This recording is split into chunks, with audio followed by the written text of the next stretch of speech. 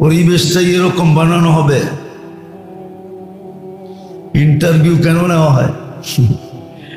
Interview যে নেয় আর যে দেয়, পরিবেশটাই এরকম ঘাবড়ানোর বানানো হয় যে সে ঢুকেই ঘাবড়া যায়।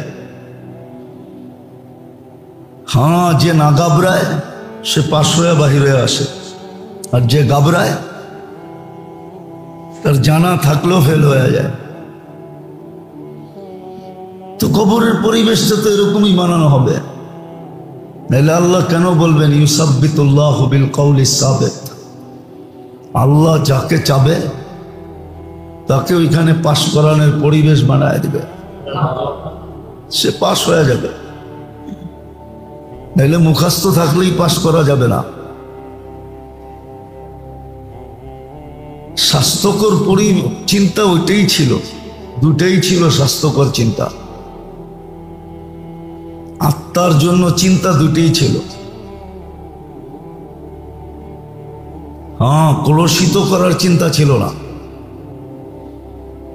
একটা হলো আখেরাতের চিন্তা, আর একটু হলো আমার সময়টা, জীবনটা কিভাবে কাটতেছে এটার চিন্তা।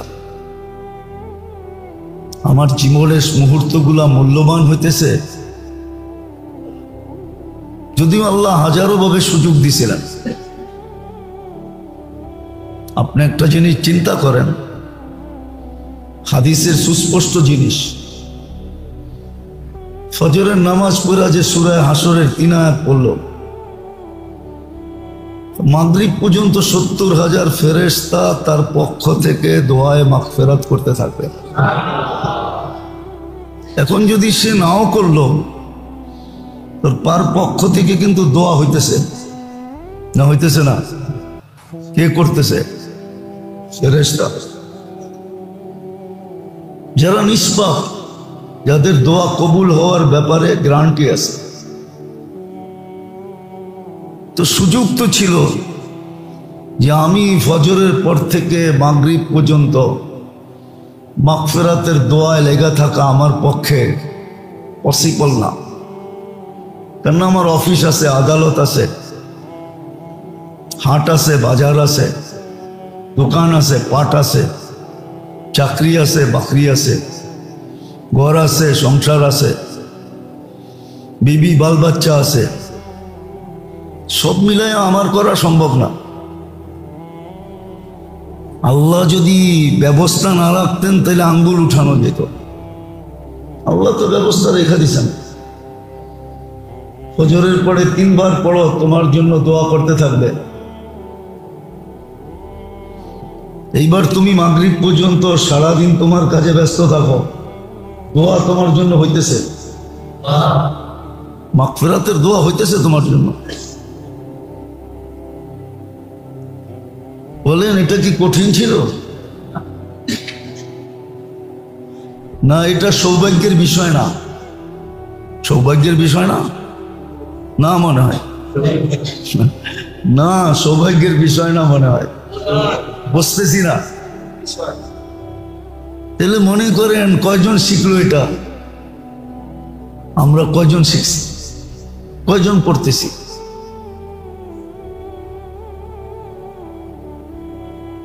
আপনি সারাদিন না পড়েও পড়া হইতেছে। উচিত ছিল এটা করা, তাহলে সারা দিনটা মূল্যায়িত হইতো। এরকম দোয়া আছে, সকালে পড়লে সন্ধ্যা পর্যন্ত নেয়ামতের শুকরিয়া আদায় হয়ে যায়। আপনি গয়না বলতে পারবেন ফজরের পরেতে সন্ধ্যা পর্যন্ত আল্লাহর কত নেয়ামত আপনি ব্যবহার করলেন? একদিনেরটা বলেন তো। একটা মানুষের তো সন্ধ্যা এটাও মনে থাকে না সারাদিনে কয়বার পানি খেল, হ্যাঁ চা কয়বার খাইলো এটা মনে রইল। টুকিটাকি নেয়ামত সন্ধ্যা পর্যন্ত কত হইল কারো কাছে লিস্টই নাই। আচ্ছা, চোখে দেখাও তো একটা নেয়ামত।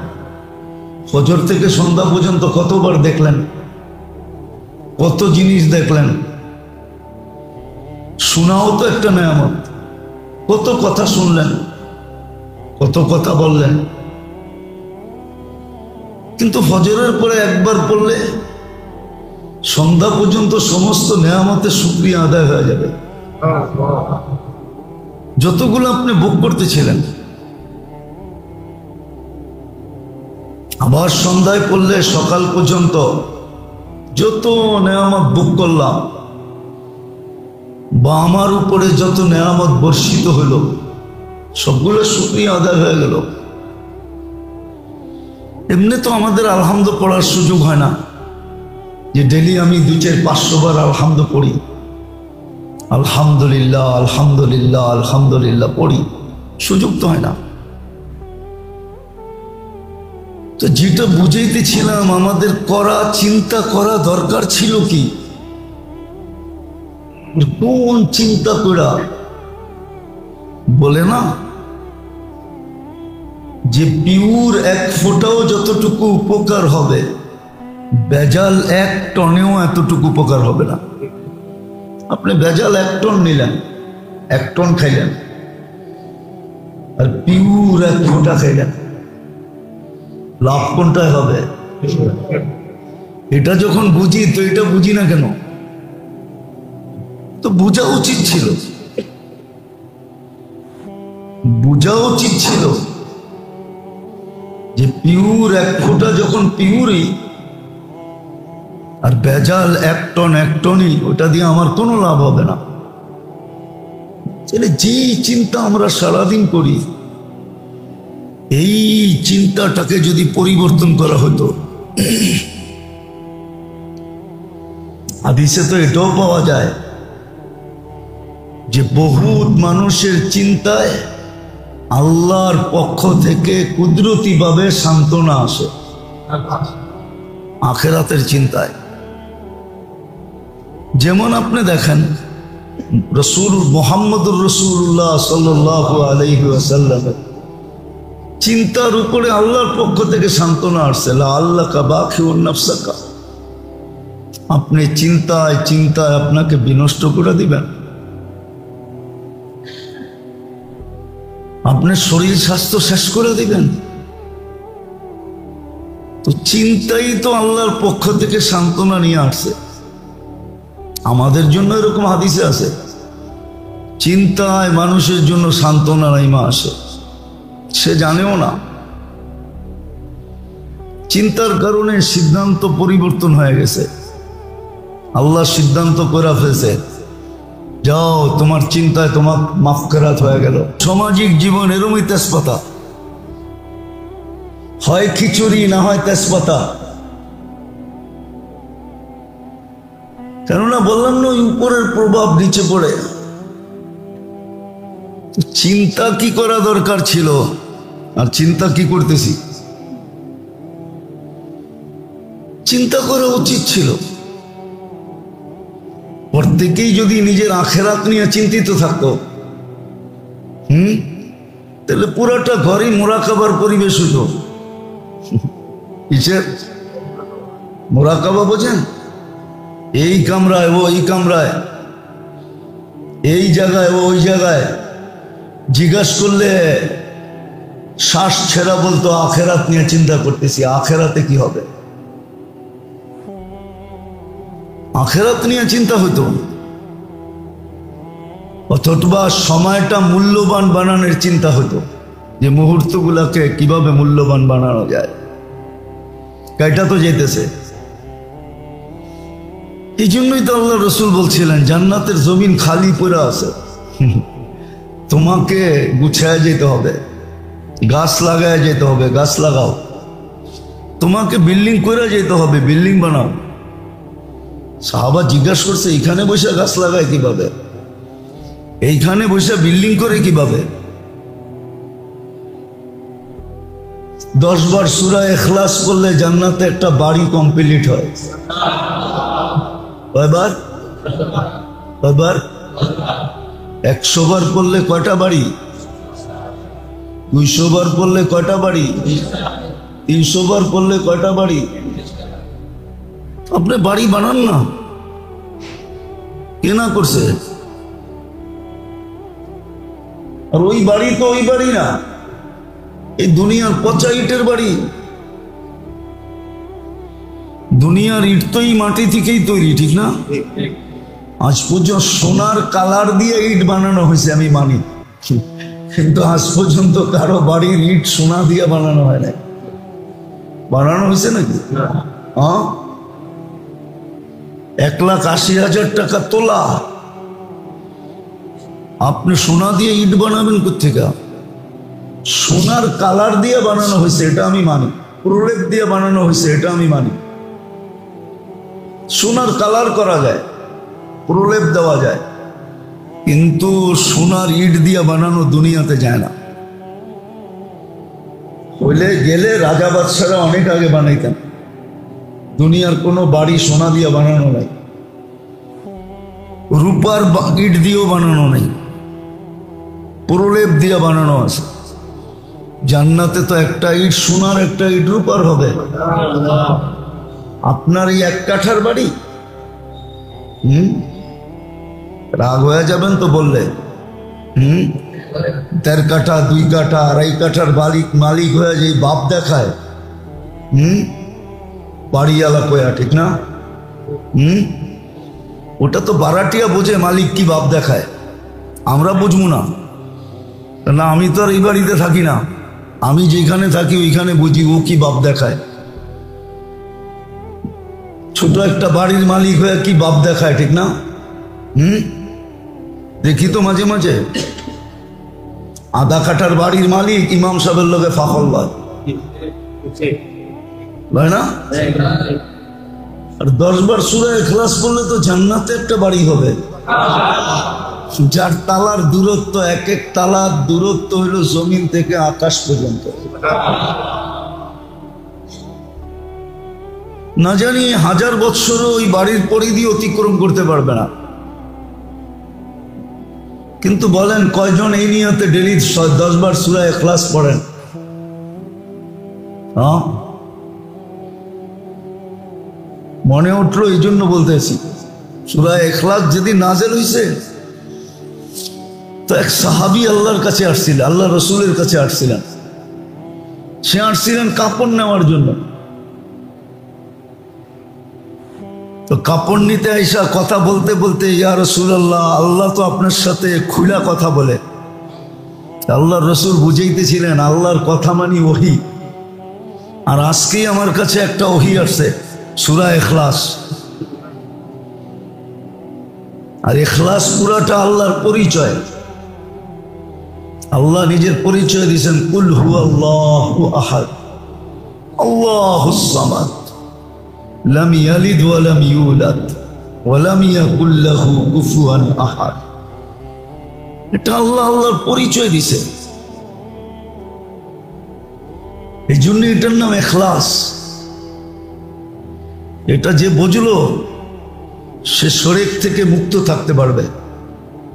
এটা শিরক থেকে মুক্ত থাকার অ্যান্টিবায়োটিক।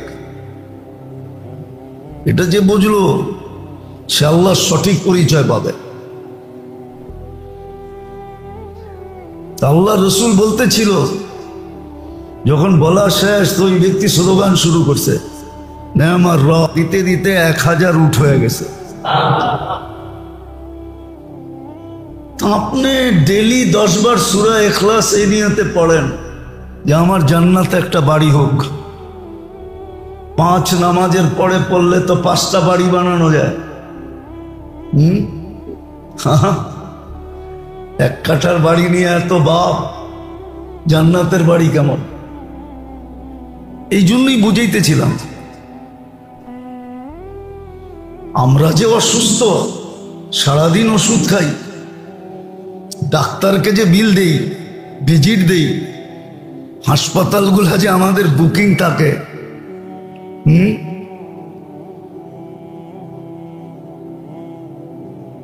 ব্যবসা যে জমজমাট, কারণ তো এটাই।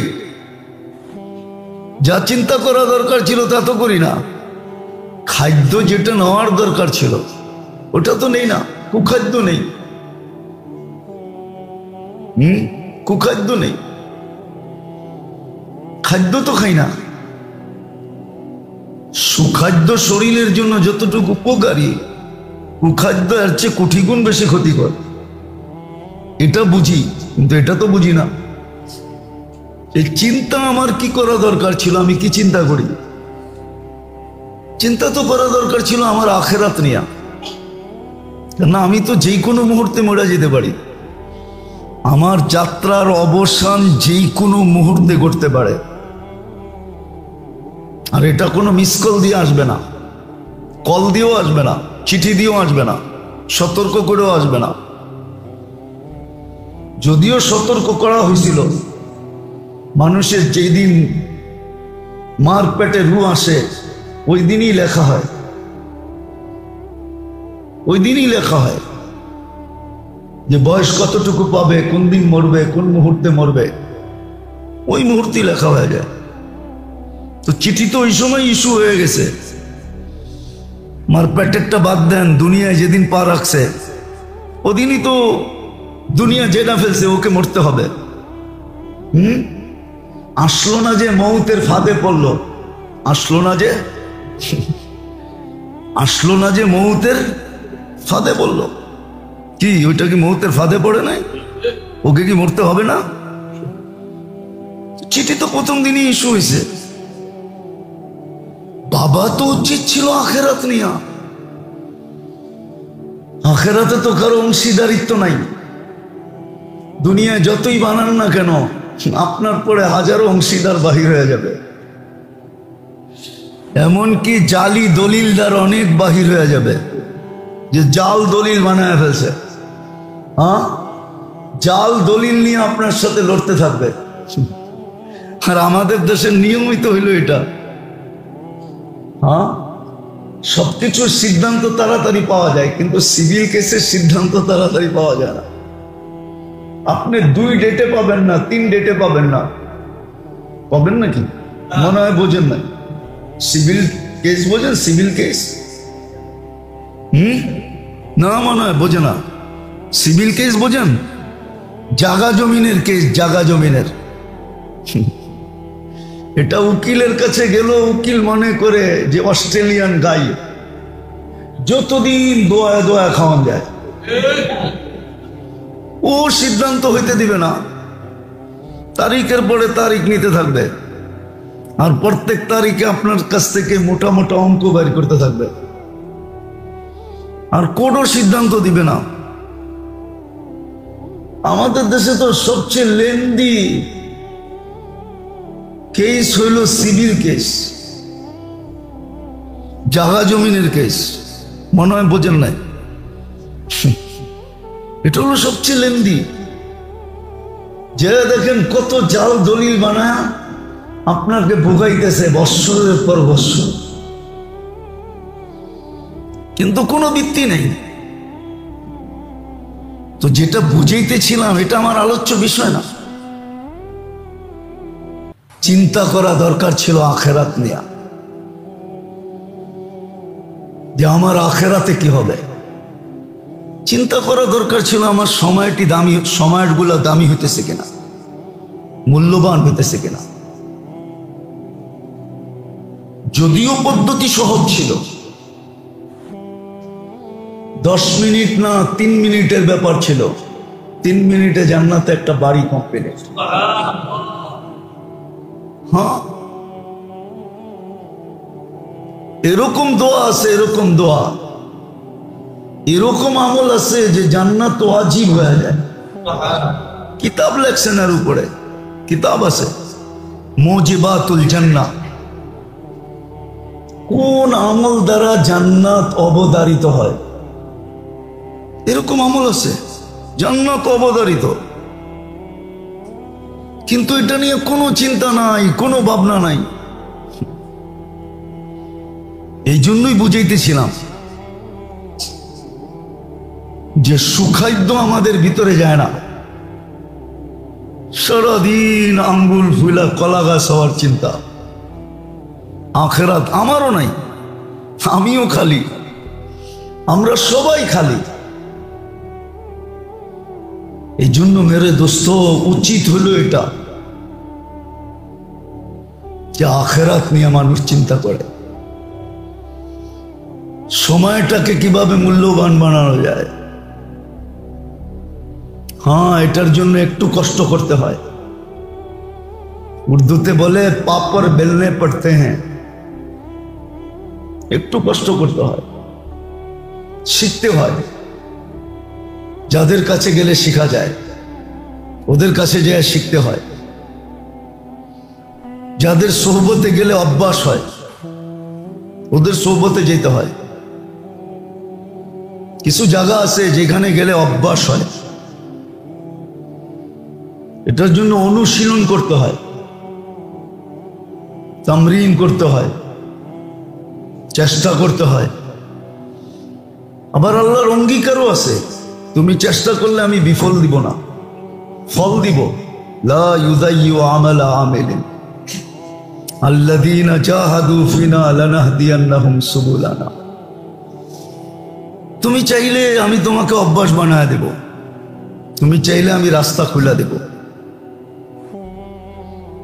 এটার জন্য প্রথম চাইতে হয়, তারপরে জায়গা মতো যে শিখতে হয়। পরিবেশে যায়া অভ্যাস করতে হয়, পরিবেশে না গেলে অভ্যাস হয় না। আপনি দেখবেন, এটা ট্রেন স্টেশনে দেখবেন, ট্রেন যখন মধ্য স্টেশনে যায় থামে, বেশিরভাগ লোকাল ট্রেন যখন, তো ভিতরের মানুষগুলো এটাই চিল্লায় জায়গা নেই জায়গা নেই, আর বাইরের মানুষগুলো মনে করে ভিতরে জায়গা আর জায়গা, তো ঠেলা মিলা ওঠে, ঠিক না? পরের স্টেশনে যে ও চিল্লায় জায়গা নেই জায়গা নেই। পরিবেশ ওর ভুলি পাল্টায় দিছে। ও নিচে থাকতে বলতেছিল, আগের স্টেশনে ও বলতেছিল জায়গা আছে আছে আছে, বইলা ঠেলা উঠছে, ঠিক না? পরের স্টেশনে ওর বুলি চেঞ্জ হয়ে গেছে, ও ভিতর থেকে বলতেছে জায়গা নাই জায়গা নাই, উঠো না উঠো না, জায়গা নাই জায়গা নাই। পরিবেশ মানুষকে এরকম চেঞ্জ করে দেয়। এই জন্য প্রথম তো চাইতে হবে, তারপরে যা শিখতে হবে সঠিক জায়গায়, যে কোনো জায়গায় না, যে কোনো জায়গায় না। আজকাল তো আমরা নিজেরাই নিজে করে ফতুয়া দিই, ঠিক না? বললে তো আবার দোষ হয়ে যাবে, ঠিক না? হ্যাঁ, বাঙালি 3 জিনিসে বড় ওস্তাদ। যারে জিজ্ঞাসা করবেন কিছু না কিছু ওষুধের নাম জানে, আপনারা কয়ে দিব, ঠিক না? সবাই ডাক্তার। হ্যাঁ, অথচ দুনিয়ার কোনো ফার্মেসি নাই যেখানে আপনি যায়া কাগজ ছাড়া ওষুধ কিনতে পারবেন। হাজারো রোগের কথা বলেন, সাধারণ রোগের কথা বলেন, মাথা ব্যথা, ও জানে প্যারাসিটামল, কিন্তু দিবে না, বলবে ডাক্তারি কাগজ নিয়ে আসো। কিন্তু আমাদের ফার্মেসি গুলাতে রাখবেন না, কেউ থাকলে আপনি যে ক্যান্সারের রোগীর কথা কইবেন, ও যে 2টা ট্যাবলেট আপনারা ধরায় দিবে, 2টা খাও। এটা আমাদের দেশের মানুষকে অবস্থা। আবার ফতুয়ার কথা জিজ্ঞেস করবেন, 10 জনে দেখবেন ফতুয়া দিয়ে দিব। সামান্য চিল্লা দিছে, 3 চিল্লা দিছে, ও ফতুয়া করে দিব। অথচ বড় কঠিন বিষয় ছিল। আর তৃতীয় আরেকটা আছে, যদি একটা এজেন্সি খোলা যেত, কিন্তু এটা তো খোলা যাবে না, কোনো দেশ চায় না। যদি চাইতো তো ব্যবসা জমজমাট ছিল। কোনো দেশ যদি রাজনীতিবিদ চাইতো, প্রত্যেক ব্যক্তির 4 দোকানের কথা শুনলে মনে হয় যে প্রধানমন্ত্রী ওরে বানাইলে খুব ভালো চালাইতে পারত। ওর চেয়ে যোগ্য কোনো রাষ্ট্র চালানোর ব্যক্তি নাই। হ্যাঁ, রাগ হয়ে গেলেন মনে হয়? হ্যাঁ, 3টায় আমরা বড় ওস্তাদ। কেউ অপব্যাখ্যা করেন না, বুঝানোর জন্য বলতেছি। সবাই রাজনীতিবিদ, সারাদিন রাজনীতি আলোচনা চলতেছে। সবাই 2-4 সর্বরোগের, সব রোগের 2-4টা ওষুধের নাম জানে, ঠিক না? রিক্সাওয়ালা পর্যন্ত পায়। কাস্টমার যদি কয় যে শরীরটা মেস মেস করে, মাথাটা ব্যথা করে, জ্বর জ্বর ভাব, তো ও করে দিব থামামু ওই যে ফার্মেসি 2টা প্যারাসিটামল খাওয়া ফেলেন। তো এরকম হলো আমাদের স্বভাব, কিন্তু উচিত যেটা ছিল এটা করি না। হাসানের জন্য না, বড় ব্যথায় বলতেছে। উচিত ছিল আখিরাত নিয়ে ভাবা, যে কাল আমার কি হবে, আল্লাহর সামনে কিভাবে দাঁড়াবো।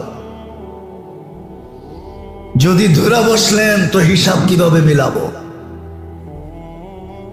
যে জীবনে কত ফোঁটা পানি পান করছো বলো, কত লিটার পান করছো। আমি তো ফোঁটা বাদ দিলাম, লিটারও তো বলতে পারবেন না।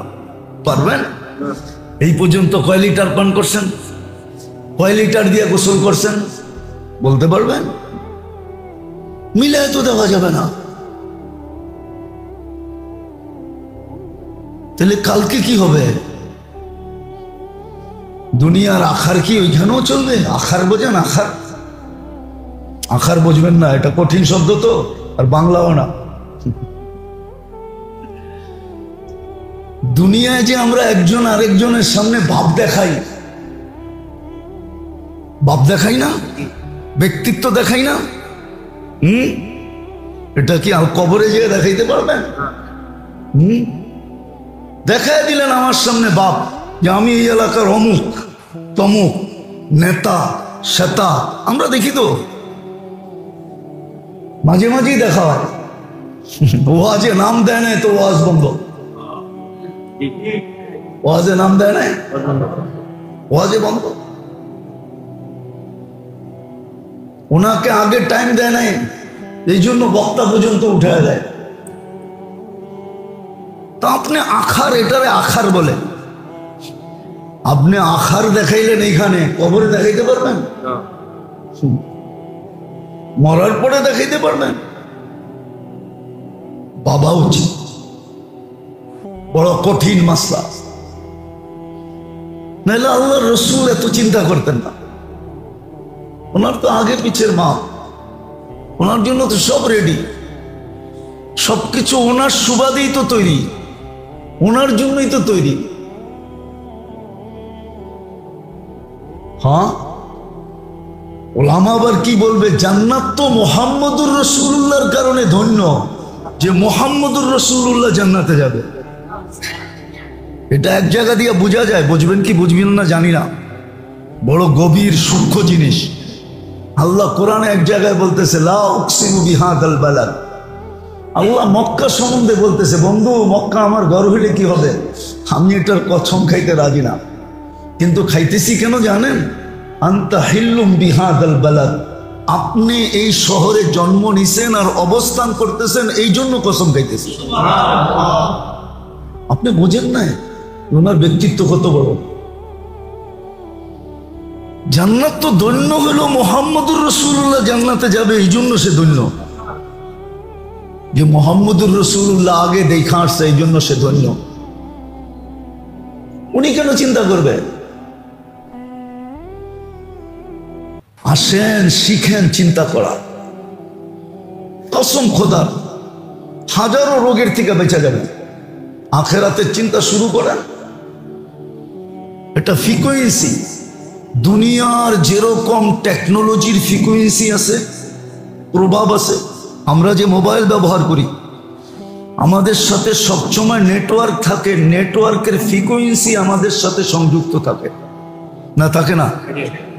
কল যখন আসে তো এটা রে আমাদের কাছে বাঁচতে বাঁচতে আসে।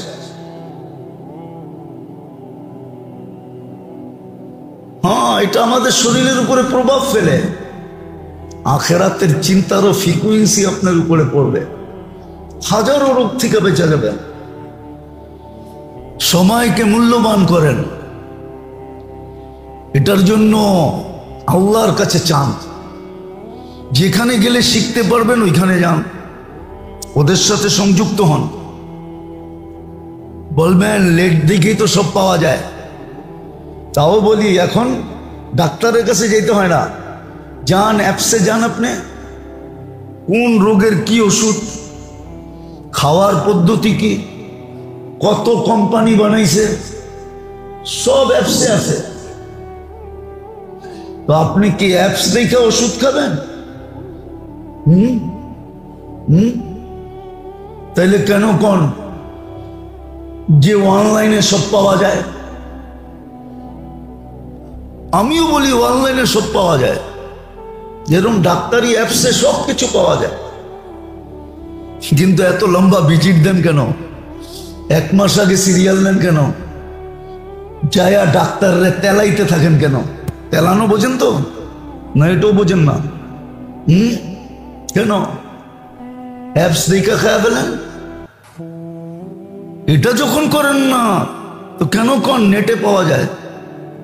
পাবেন নেটে, কিন্তু একজনের কাছে গেলে পার্সোনালি যে সোয়াবটা পাবেন ওটা পাবেন কোথায়? যে একটা প্রভাব পড়বে ওটা পাবেন কোথায়? এই জন্য চান যেইখানে গেলে শিখতে পারবেন ওইখানে যে শিখেন। যেই পরিবেশে গেলে অভ্যাস হবে ওই পরিবেশে যান, সোহবতে যান। এই জন্য সোহবত রাখা হয়েছে। সাহাবী এখান থেকে আসছে, এই জন্যই কোরআনে হুকুম আসছে কুনু মা সাদিকিন, সোহবতে যাও, গেলে তোমার অভ্যাস হবে। তখন দেখা যাবে হাজারো রোগের থেকে বেঁচে যাবে, সময়গুলা মূল্যবান হতে থাকবে। তখন পাল্লা চলবে, পাল্লা ঘরের ভিতরে পাল্লা হবে। এখন তো বাহিরও হয় না, ঘরেও হয় না, ঘরের ভিতরে প্রতিযোগিতা হবে। বাচ্চা কাচ্চাও বলবে আজকে আমি 5টা বাড়ি বানাইছি, বাবা তুমি কয়টা বানাইছো? স্ত্রী বলবে আমি 10টা বানাইছি, তুমি কয়টা বানাইছো? স্বামী বলবে আমি 20টা বানাইছি, তুমি কয়টা বানাইছো? কোরআন এটাই বলছে ফালিয়াতানাফাসিল মুতানাফিসুন তানাফাসু ফিল বিররি ওয়াত তাকওয়া। প্রতিযোগিতা লাগাও, তখন দেখবেন প্রতিযোগিতা হবে। এখন তো প্রতিযোগিতা আছে, আমারটা 2 কাঠা, পাশেরটা 1 কাঠা, ওইটা নিতে পারলে আমার 3 কাঠা হইব। প্রতিযোগিতা এখনো আছে, রাগ হয় না?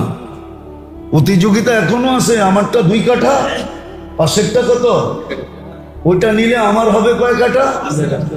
আমার বাড়িটা একটু সুন্দর হবে, 2100 স্কোয়ার ফিটের একটা ফ্লোর হবে, আমার থাকতে সুবিধা হবে, একটু খোলামেলা হবে। আর ওর 1 কাঠা না পাইলে একটু কম হবে, গিঞ্জি হয়ে যাবে। প্রতিযোগিতা এখনো আছে, কিন্তু ওই প্রতিযোগিতা যেটা কুখাদ্যের প্রতিযোগিতা। এই জন্যই তো দেখেন, এই জন্যই আবার রাগ হয়ে যাবেন কিনা বলবো, বাড়ির খানা খাইয়া পয়জন খুব কম হয়, দাওয়াতের খাওয়া খাইয়েই বেশি পেটে পয়জন হয়। ফুড পয়জন সবচেয়ে বেশি হয় দাওয়াতের খাওয়ান খায়া। কি বাড়িরটা খায়া খুব না, বাড়িরটা তো নাইপা জুপা খায়, ঠিক না? আর দাওয়াতেরটা পাইছে খাইতেছে, দুমায়া খাইতে খাইতে খাইতে খাইতে রাত্রে আয়া হাফাইতেছে, বাস লয়ে গেছে স্কোয়ার ওয়ালারা, ওরা কয় পাইছি মুরগা। তো সারা রাত্র দেখা 5 লাখ টাকার বিল বানায়া আগেই খবর লয়ে লইছে, বাড়ি কয়টা আছে, ব্যবসা কি করে, বিল বানাইলে দিতে পারবো কিনা, সব ডাটা চুপে চাপে আগেই হাসপাতাল লয়ে লইছে। সকালবেলা 3 পেটি ধরায়া দিয়া দিছে, আর বইলা দিছে ফুড পয়জন, খালি গ্যাস ফর্ম হয়েছে আর কিছু হয় নাই। ঠিক না? রাগ হয়ে গেলেন বুঝি?